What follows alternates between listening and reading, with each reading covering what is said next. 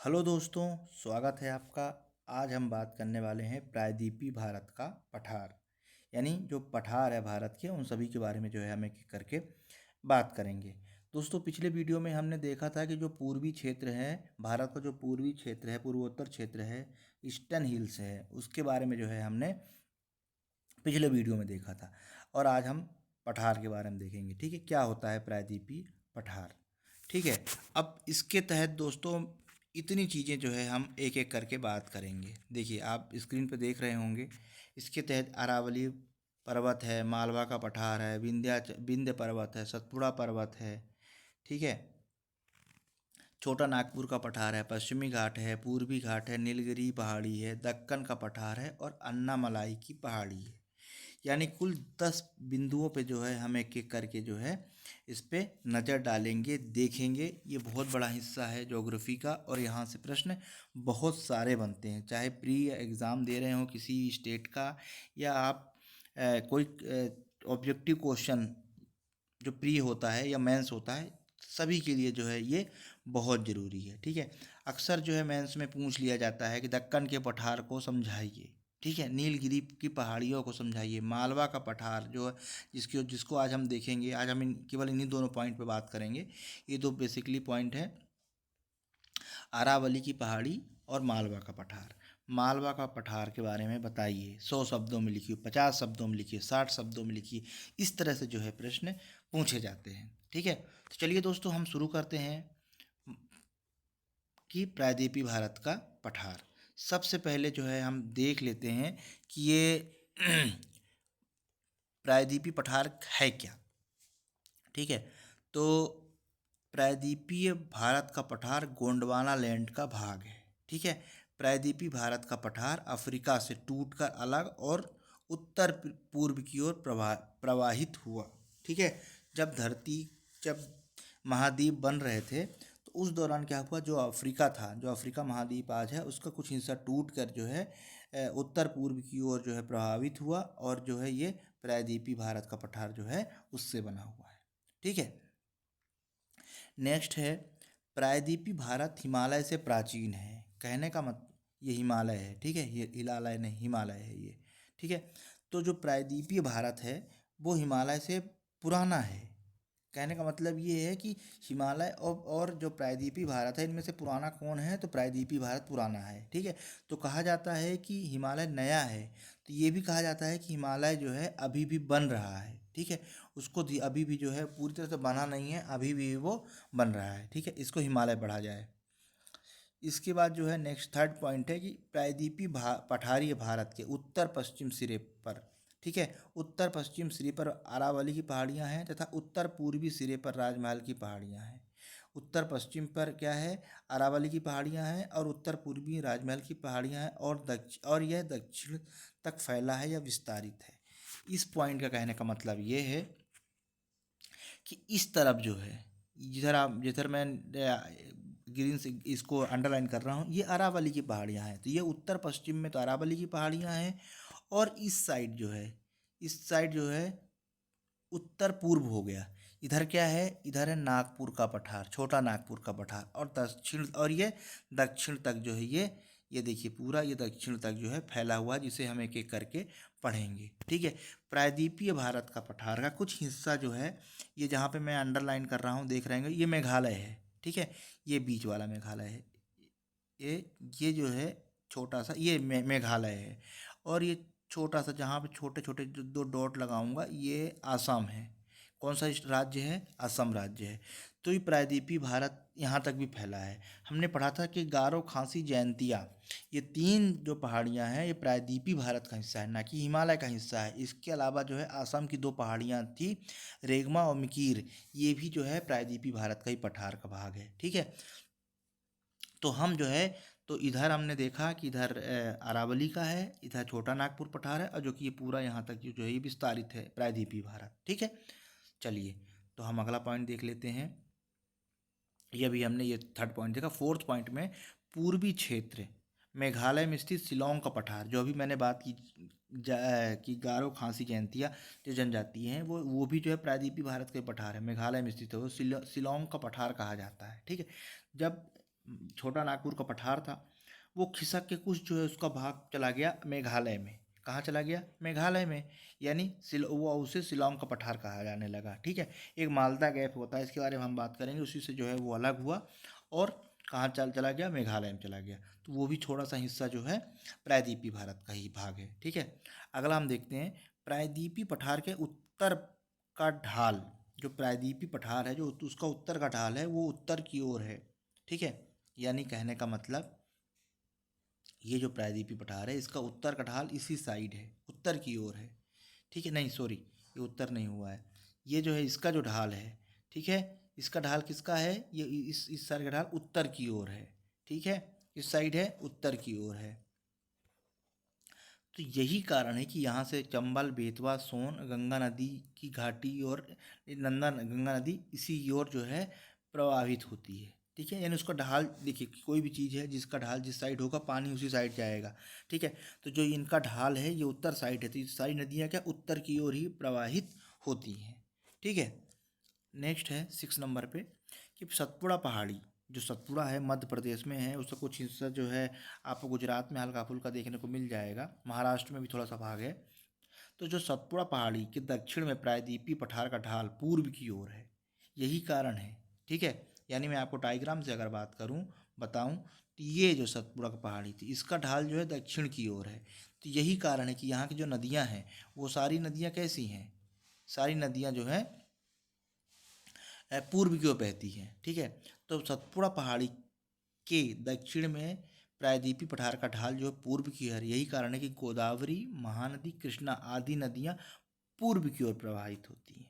ठीक है, ये ध्यान रखिएगा, बहुत इंपॉर्टेंट है। पूछा जा सकता है कि भैया सतपुड़ा का जो प्रायद्वीपीय मतलब वो है पहाड़ी है, उसका ढाल किस ओर है। ठीक है, तो ये सारी चीज़ें आप जो है ध्यान रखिएगा।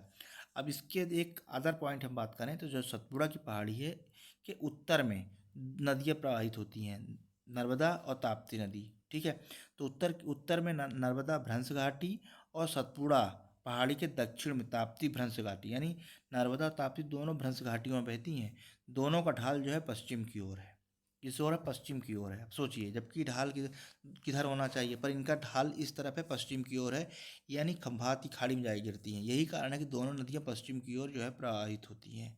ठीक है, इस पॉइंट कहने का मतलब है कि सतपुड़ा पहाड़ी के जो उत्तर में नर्मदा भ्रंश घाटी है और सतपुड़ा पहाड़ी के दक्षिण में, आप इसको ऐसे समझिए कि ये है, ये, तो इसके उत्तर में जो है नर्मदा नदी, नर्मदा भ्रंश घाटी है।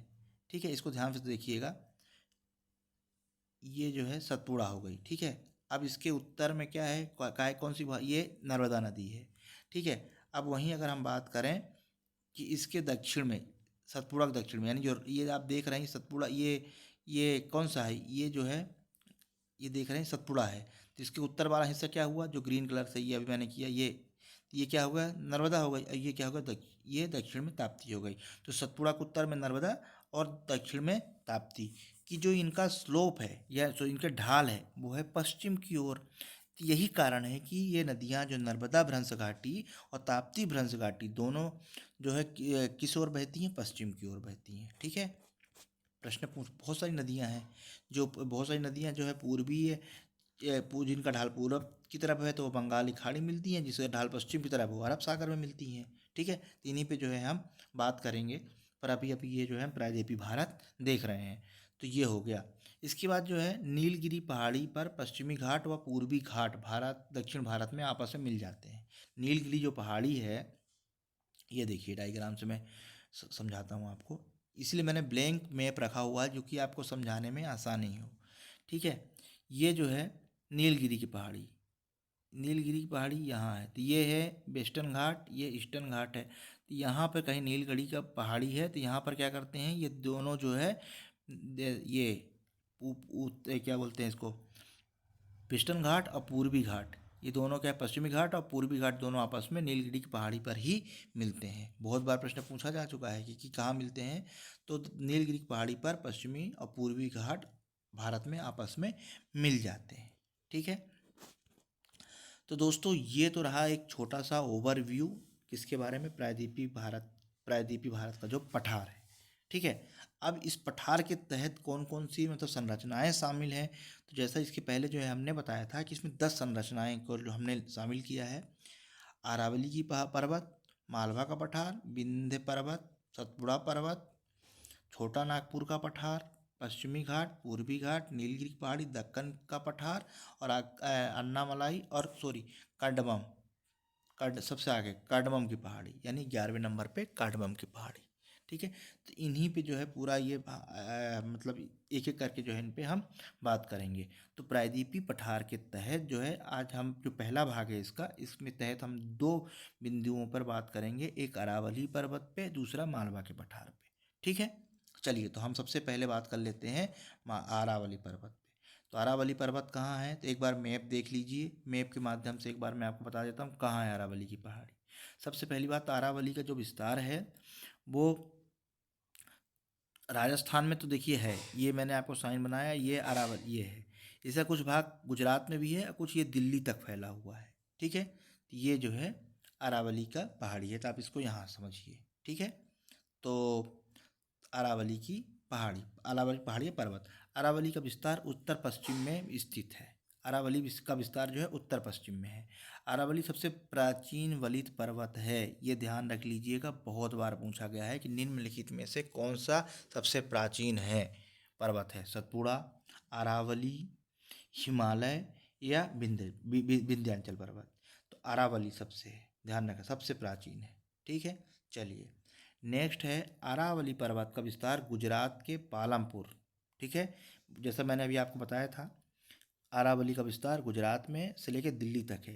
तो अरावली पर्वत का जो विस्तार है गुजरात के पालमपुर से लेकर उत्तर पूर्व तक, यानी दिल्ली के मजनू का टीला तक जो है वो फैला हुआ है। ठीक है, अरावली पर्वत का अरावली पर्वत राजस्थान का एक हिल स्टेशन है जिसे हम माउंट आबू कहा जाता है, वो अरावली पर ही है, जिसकी सर्वोच्च ऊंची चोटी गुरु शिखर है और उसकी जो ऊंचाई है 1727 मीटर है। ठीक है, कहीं आपको 22 भी मिल सकती है, पर जो एक्चुअल में है वो 1727 मीटर है गुरु शिखर। ठीक, उसकी सर्वोच्च ऊंची चोटी है। कभी भी अरावली के बारे में लिखने को आया तो उम्मीद करता हूँ आप लोग बहुत अच्छा लिख पाएंगे, सारे फैक्ट्स बहुत इंपॉर्टेंट है, इसी से बना हुआ है पूरा अरावली। ठीक है, इसके बाद अरावली पर्वत से बानस नदी बहती है। यह नदी पश्चिम से पूर्व की ओर बहते हुए चंबल नदी में मिल जाती है। कहाँ मिल जाती है, चंबल नदी में मिल जाती है, पश्चिम से पूर्व की ओर बहती हुई मिल जाती है। अब खनिज की दृष्टि से जो है ये हिल उतनी इम्पोर्टेंट नहीं है, जैसे और जो कुछ खनिज की दृष्टि से इम्पोर्टेंट है, जैसे छोटा नागपुर का पठार बहुत संपन्न है खनिज की दृष्टि से, वो इतनी संपन्न नहीं है अरावली। ठीक है, तो एक ही नदी बहती है बानस, पश्चिम से पूर्व की ओर बहती है, पश्चिम से पूर्व की ओर ऐसे बहती है, और चंबल नदी जो मध्य प्रदेश के इंदौर से निकलती है और यमुना नदी में समा जाती है, तो उस चंबल नदी पे मिल जाती है, यानी चंबल नदी की सहायक नदी है बानस नदी। तो इस तरह से दोस्तों अरावली पर्वत समाप्त हुआ। अब अगला है मालवा का पठार। ठीक है, चलिए मैप में देख लेते हैं मालवा का पठार। मैप यहाँ पे ब्लैंक मैप लाने का बेसिक रीज़न यही था कि मैं आप लोगों को एक्चुअल में बताना चाहता हूँ कि जो ये चीज़ कहाँ पर है। तो दोस्तों ये वाला जो क्षेत्र है ना, ये पूरा जिसमें मैं कर रहा हूँ, ये मालवा का पठार कहलाता है। ठीक है, एक बार और फिर बता देता हूँ, ये जो है ये मालवा का पठार है। ठीक है, अभी हमने अरावली यहाँ पढ़ा था, अब हम पढ़ रहे हैं मालवा का पठार। ठीक है, तो मालवा पठार हम बारे में हम थोड़ा सा जान लेते हैं क्या है मालवा का पठार। ठीक है, तो मालवा का पठार अरावली पर्वत के दक्षिण में।